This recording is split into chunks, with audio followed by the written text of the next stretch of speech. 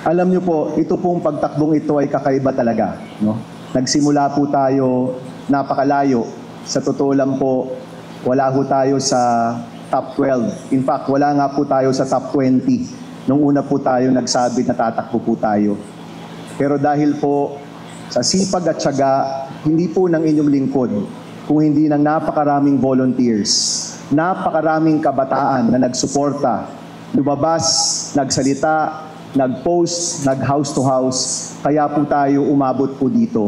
At sa kabataang Pilipino, lubos-lubos po ang pasasalamat natin.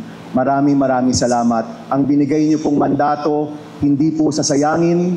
Ang binigay niyo pong mandato, iingatan po natin at sisiguraduhin po natin na ang mga reforma sa edukasyon, pagkakaroon ng trabaho at pag-angat ng ating kapwa Pilipino, ng pamilyang Pilipino, yan po yung aaraw-arawin po natin.